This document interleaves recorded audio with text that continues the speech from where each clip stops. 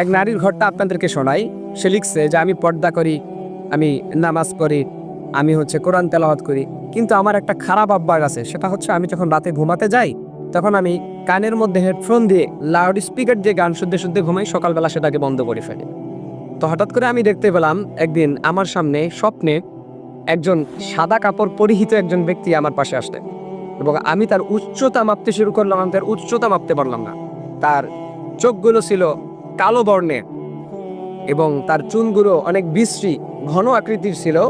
আমি তাকে দেখে অনেক ভয় খেয়ে যাই, অনেক হতাশ হয়ে যায় এবং সে আমাকে বলতেছিল তোমার সময় শেষ, এখন তোমাকে ফিরতে হবে তোমার রবের দিকে, যে রব তোমাকে সৃষ্টি করছে এবং তোমাকে দুনিয়ার মধ্যে পাঠিয়েছিলেন তোমাকে পরীক্ষা নেওয়ার জন্য, সেই রবের কাছে তোমাকে ফিরতে হবে। তো হঠাৎ করে আমার ঘুম ভেঙে যায়। আমি চারিদিকে তাকিয়ে দেখি অন্ধকার অন্ধকার। আমি ঘরের লাইট জ্বালিয়ে দিলাম। লাইট জ্বালিয়ে দেওয়ার পর আমি কিছুক্ষণ বসে বসে ভাবলাম যে এই বিষয়টা, এই ঘটনাটা আমার সঙ্গে কেন ঘটলো বা এটা কিভাবে সম্ভব। সে ভাবতে ভাবতে এক পর্যায়ে বুঝতে পারলো যে আমার আল্লাহ পাক রব্বুল আলামিন আমাকে আর একটা চান্স দিছে। এই চান্সটা যদি আমি মিস করে ফেলি তো আর আমার বাঁচার কোনো সুযোগ নাই। আমাকে কিয়ামতের দিন আল্লাহ পাক রব্বুল আলামিনের জাহান্নাম খাটতে হবে, আগুনের মধ্যে আমাকে চাইতে হবে।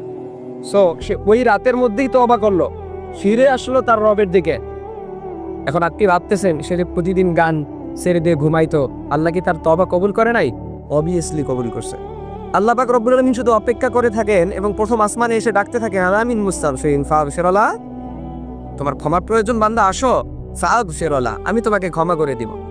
তোমার রিজিকের প্রয়োজন, আলামিন মুস্তারজাতিন ফারজুকা, তোমার রিজিকের প্রয়োজন, আসো, আমি তোমাকে রিজিক দান করব। তোমার কিসের প্রয়োজন? তুমি এমপির কাছে, মন্ত্রীর কাছে, তাদের কাছে শেয়ার করার আগে আগে আমি রব্বে কারিমের কাছে শেয়ার করে তো দেখো যে আমি তোমার এই অজুহাতটাকে পূরণ করি কিনা, আমি তোমার এই দরকারটাকে পূরণ করি কিনা। সুতরাং আমাদের প্রত্যেকটা জিনিস খেয়াল রাখতে হবে। এখন আপনি চিন্তা করেন সেই জায়গায় যদি আপনি থাকতেন, প্রতিদিন গান ছেড়ে দিয়ে ঘুমাইতেন, এরকম অনেক যুবক আছে, অনেক মেয়ে আছে, অনেক নারী আছে যারা এরকম কাজ করে, গান ছেড়ে দিয়ে ঘুমায়। ইন দ্য মেইন টাইম যদি আল্লাহ সাল্লাম এসে আপনার গলার মধ্যে পাড়া দিয়ে জানটাকে নিয়ে যায়, আপনি যদি ওইভাবে ইন্তেকাল করেন, আপনি একটু চিন্তা করেন যে কি হবে আপনার দশা।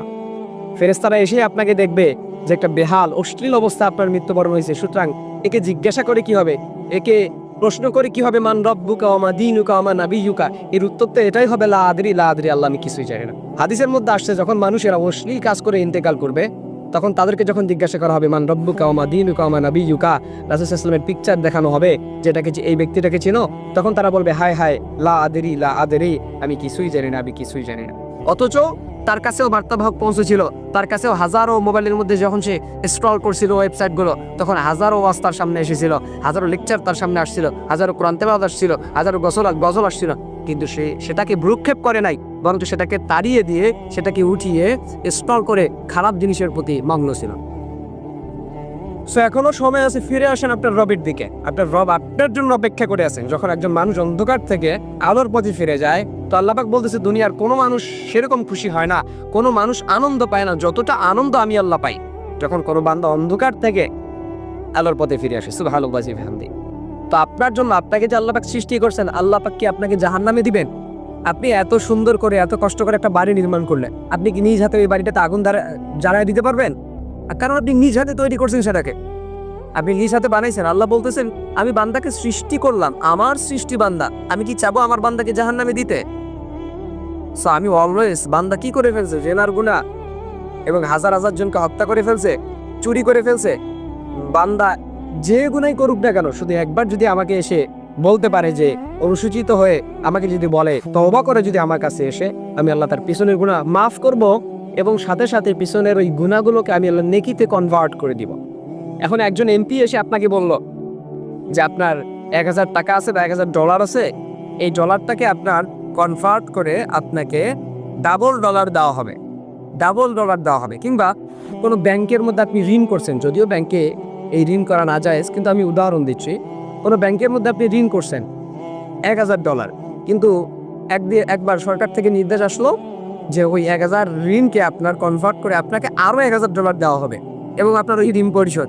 এখন আপনি চিন্তা করেন, আপনি কি সেখানে সিভি জমা না দিয়ে থাকতে পারবেন? কারণ আমি 1000 ডলার পাচ্ছি, সাথে সাথে আমার ঋণও মাফ হয়ে যাচ্ছে।